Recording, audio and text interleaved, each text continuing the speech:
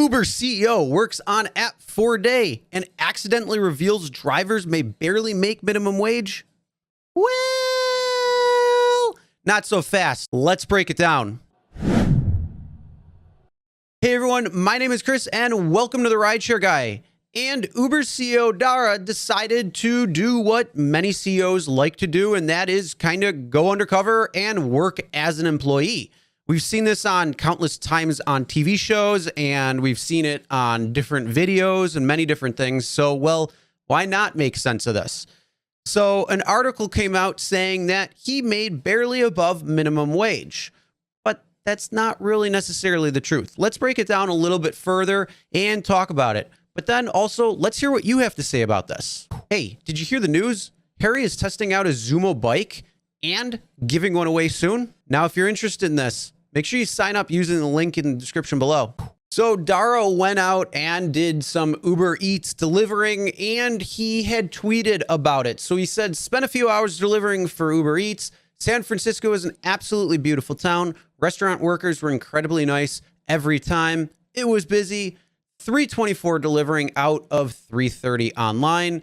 I'm hungry. Time to order some food. And then you see he's on his bike and just made under $100 in that screenshot. But after tips, he made a little bit more. And then as you see on the screen, he did provide a breakdown of this when somebody had tweeted about it, asking where it was. All right, so the problem with this article is it is misleading. And, you know, that's part of the problem out there today. When you break it down and you look at the active time when you are actually delivering, it was much different than the total time overall, because there's times when you're going to go off. There's times when you're not going to be on. Now, over the 5.5 hours that would actually break down, yeah, you would be around $19 an hour. And in San Francisco, minimum wage is $16.07. So you're still making over minimum wage there, even when you take those downtimes out. Now, when he was online, he was really on for 3 hours and 30 minutes, saying that out of those 3 hours and 30 minutes that he was online, he was actually booked for 3 hours and 24 minutes. So that's actually pretty good comparative, but that's also because things are really busy right now. Now, I don't know how you might find your hourly rate for when you are out at a particular time, day, week, whatever it is, but I use online time. That's what I do. So I take my earnings divided by online time, not by booked time, because booked time is going to be lower than what your online time is. So if he actually was online for 3 hours and 30 minutes, as he said, and also was booked 3 hours and 24 minutes, well, that's a good percentage that your booked time is as close to as your online time it is. But again, 3.5 hours divided by over $106, that gets you closer to $30 an hour before expenses. All right, now, first off, I am not defending the abysmal pay that Uber and Lyft actually give, especially when you compare it to what the IRS deduction is when it comes to mileage rates. No. It should be higher. It should be more where drivers are earning a higher earnings per trip, per delivery, whatever it might be. They should be making more. Right now, the reason why it is much higher is because there are less drivers on the road and there are more orders coming in, whether it's trips or deliveries.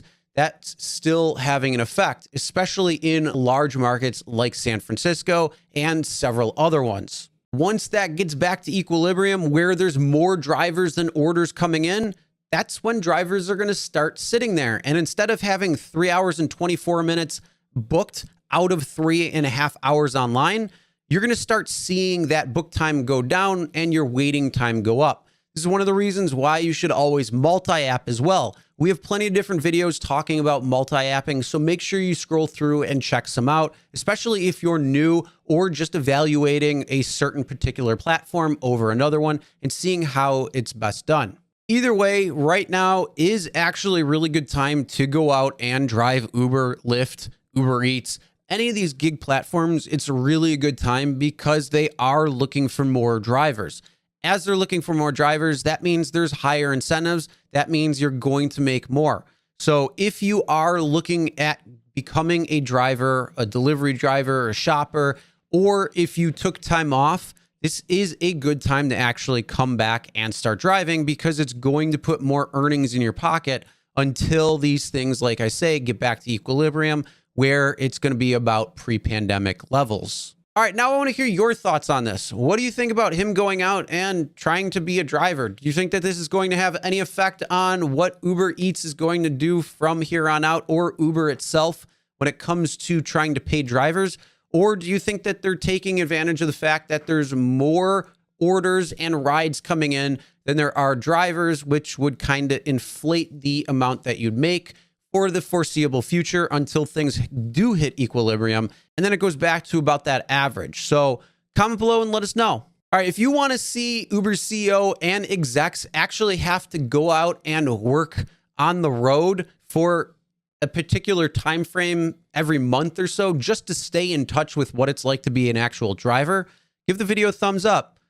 Might not actually happen, but it's an idea for them to actually understand what drivers have to go through and the different complexities that drivers do face every single day. Now, if you haven't hit that subscribe button, make sure you do. Also ring the bell for notifications so you'll be notified every time new videos do come out. All right, everyone, drive safe.